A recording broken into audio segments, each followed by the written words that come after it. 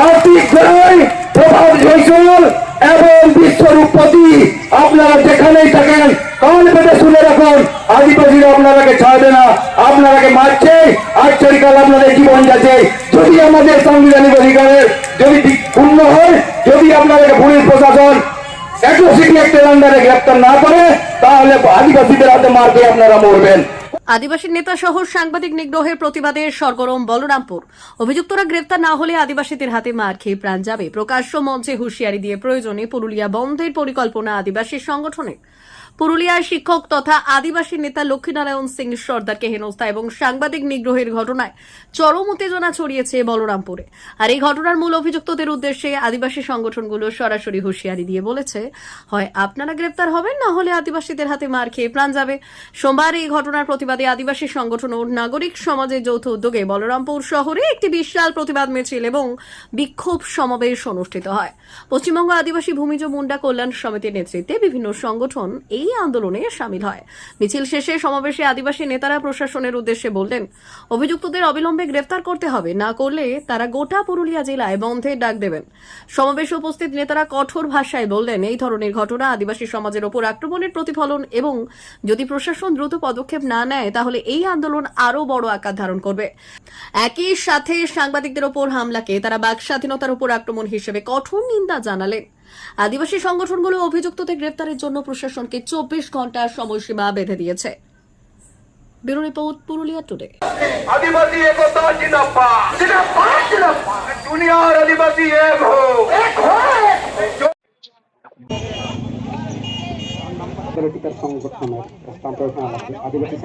কার্তিক গড়াই, প্রভাত জয়সওয়াল এবং বিশ্বরূপপতি আপনারা যেখানেই থাকেন কান পেতে শুনে রাখুন, আদিবাসীরা আপনারাকে ছাড়বে না, আপনারাকে মারছে, আজকাল আপনাদের জীবন যাচ্ছে। যদি আমাদের সাংবিধানিক অধিকারের যদি পূর্ণ হয়, যদি আপনাদেরকে পুলিশ প্রশাসন অ্যাট্রোসিটি অ্যাক্টের আন্ডারে গ্রেপ্তার না করে, তাহলে আদিবাসীদের হাতে মার দিয়ে আপনারা মরবেন। কোনটা চান আপনারা বলুন? আদিবাসীদের হাতে মার চান না পুলিশের হাতে গ্রেপ্তারি চান? দুটো পথ রয়েছে, দুটো অপশন রয়েছে, আপনারা পথ বেছে নিন। আপনাদেরকে হুইপ জারি করা হলো। বন্ধুগণ, আমাদের দেশ বিদেশ জেনে আর কোনো লাভ হবে না। আমাদের যেখানে যেরকম এক আদিবাসী সমাজ বিরোধী শিক্ষক তাকে রাস্তার উপর মারার, প্রাণে মারার, জাতি তুলে গালাগালাজ এবং হেনস্থা করা হয়েছে। সেই অনুপাতে থানাতে এফআইআর হয় এবং এফআইআর হওয়ার পরও অ্যাট্রোসিটি অ্যাক্ট লাগু হয়। লাগু হওয়ার পরে এখনো পর্যন্ত সেটা কিন্তু অ্যারেস্ট হয় নাই। এই ঘটনাটা আমরাকে আজকে ভাবাচ্ছে যে আমরা সংবিধানের আইন আজকে আদিবাসীদের জন্য লাগু হবে কি হবে না, আমাদের প্রশ্ন এটা। আজকে সাংবাদিকদের কে হেনস্থা করছে কারা? যারা দুষ্কৃতী। তাহলে দুষ্কৃতীরা এতই ক্ষমতাবান, ওরা কোন বলিয়ানে এত ক্ষমতা দেখায়? যারা সাংবাদিককে উচ্চ কথা বলে, অ্যারেস্ট ওয়ারেন্ট থাকার ফলেও ওরাকে থানার বাইরে মানে এলাকায় ঘুরে বেড়াচ্ছে, কিসের ক্ষমতায়? আমরা এটা এই সমাজ মাধ্যমের মাধ্যম দিয়ে আমি সাধারণ মানুষকেও জানতে চাই, তাহলে আজকে প্রশাসনের এই যে ভূমিকা, এই ভূমিকা আমাদের কাছে কিন্তু আজ ভাবাচ্ছে যে আদিবাসী মানুষ তারা কোথায় গিয়ে দাঁড়াবে। তাহলে লক্ষ্মীবাবুর উপর অর্থাৎ লক্ষ্মীকান্ত সিং সর্দারের উপর গত 24 তারিখ যেরকম ভাবে সামাজিক দুষ্কৃতীরা উনাকে হেনস্থা করেছে, এই হেনস্থার প্রতিবাদ হিসাবে থানায় আমরা অ্যাপ্লিকেশন করেছি ওনাদের বিরুদ্ধে ব্যবস্থা নেওয়ার জন্য, আন্দোলন করেছি, থানা ঘেরাও করেছি, তাতেও কাজ না হওয়ায় আজ 16 দিন পেরিয়ে যেতে হলো। 24 তারিখ থেকে আজ 8 তারিখ, প্রায় 16 দিন হতে চলল।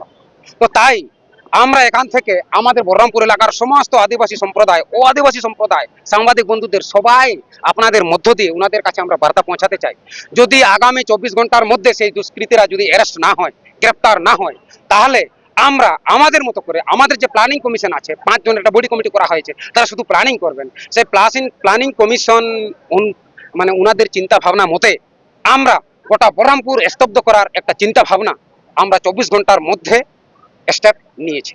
যদি উনারা বলেন যে না, সেটা যেহেতু পরীক্ষা চলছে কিছুদিন পেশ করানো হোক, সে আলাদা জিনিস, কিন্তু আমাদের এখন পর্যন্ত 24 ঘন্টা পেরিয়ে গেলেই আমাদের যে কোনো সময় হঠাৎ প্রেস কনফারেন্সের মধ্য দিয়ে বা সোশ্যাল মিডিয়া বা প্রিন্ট মিডিয়ার মধ্য দিয়ে আমরা কিন্তু গোটা বহরমপুর স্তব্ধ করে দিতে বাধ্য হব। চক্রান্ত এটা মাফিয়াদের চক্রান্ত, যারা আদিবাসীদের জমি ছলে বলে কৌশলে লুট করতে চাইছেন। এটা একটা চক্রান্ত করে উনি একটা বিভ্রান্ত সমাজে একটা বার্তা পৌঁছাতে চাইছেন যে এই সংগঠন তিতির হয়ে গেল, উনি মুষ্টিমেয় কিছু লোককে নিয়ে অমুক সংগঠন করছেন, আমি আপনাদের এইটাতে করুন, যাতে উনি এটা করতে চাইছেন আবার এর জন্য যে যাতে মামলাটা তোলা যায়, লঘু করা যায়, যাতে উনার বিরুদ্ধে অভিযোগটা যতটা মানে লঘু থেকে লঘু, ছোট থেকে ছোট করা যায়, তার উনার একটা ষড়যন্ত্র, তারা আর কিচ্ছুই না। এটা একদম একটা ষড়যন্ত্র। তিনি আদিবাসীদের বিভাজন করার বড় সুন্দর একটা সুকৌশলে তিনি এই চালটা খেলছেন। এর পিছনে কাদের হাত? দেখুন এখানে হাত বলতে, দেখুন এখানে প্রশাসন বিএলআরও বলুন, বিডিও বলুন, এনারা একদম হাত গুটিয়ে বসে আছে। আমরা যাব কোথায়? আদিবাসীরা হচ্ছে গণতান্ত্রিক পদ্ধতিতে, গণতান্ত্রিক রীতিনীতিতে বিশ্বাসী মানুষ। তাদের রক্ত হাড়ে মাংসে তাদের সেই গণতান্ত্রিক সিস্টেমটা, পদ্ধতিটা হাড়ে হাড়ে রক্তে রক্তে।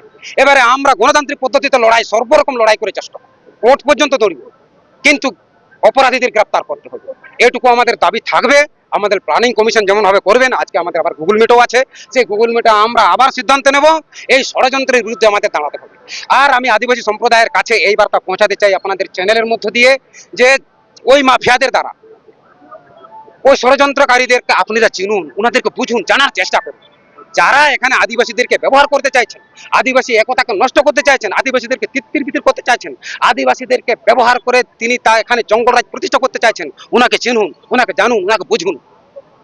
সে কখনো আদিবাসীদের হিত বা আদিবাসীদের সমর্থনে কাজ করতে পারে না। আমি তো দেখলাম উনাদের মধ্যে একজনকে, নামটা আমার ঠিক খেয়াল আসছে না, উনি দেখছেন আমাদের সাংবাদিক বন্ধুদের কিছু, ওখানে আপনার ছিলেন, অন্য কোনো সাংবাদিক বন্ধু ছিল, ওনাদের দিকে আঙ্গুল উঁচিয়ে কথা বলছেন। উনি যদি আদিবাসী তরতেই হতেন তাহলে তো হোস্টেল এত দীর্ঘদিন থেকে বন্ধ হয়ে আছে, হোস্টেলগুলো খুলতে পারতেন। হোস্টেলে তো আমাদের হাজার হাজার সেই যে আদিবাসীরা আমাদের বঞ্চিত হয়েছে ন্যায্য অধিকার থেকে, সেই হোস্টেলগুলো নিয়ে কোনোদিন তো আওয়াজ তুললেন না। তাহলে এইখান থেকে উনাকে বুঝতে হবে আদিবাসী সমাজকে উনি কোন দিকে আদিবাসী সমাজকে নিয়ে যেতে চাইছেন। আর যারা সেই ব্যানারে সেদিন কি বললেন, যারা অভিযোগ নিয়ে এসেছিল থানায়, আমরা সেটা আবার সর্বসংগঠন আমরা চিন্তা করবো, সেটা আমাদের সংগঠনে জানানো হয়েছে, পশ্চিমবঙ্গ আদিবাসী ভূমি মন্ডল কল্যাণ সমিতির পক্ষ থেকে আমাদেরকে জানানো হয়েছে। আমরা সেটাও চিন্তা ভাবনা করে দেখছি ওনাদের বিরুদ্ধে কি অ্যাকশন করা যায়, ওনাদেরকেও ছাড়া হবে না। কিন্তু যেহেতু ওনারা আমাদের এই আদিবাসী, আশা করি এই মিডিয়ার মধ্য দিয়ে ওনারা বুঝতে পারবেন, এই কথাগুলো শুনলে নিশ্চয়ই ওনারা আরেকবার ভাববেন, বুকে হাত দিয়ে ভাববেন যে আমরা কার পায়ে, কার কল যায় আমরা পেরেকটা পুঁততে চলেছি। আচ্ছা, আমি হচ্ছি রবিলাল মান্ডি, পশ্চিমবঙ্গ সাঁওতালি শিক্ষক সংগঠনের বহরমপুর ব্লক প্রেসিডেন্ট।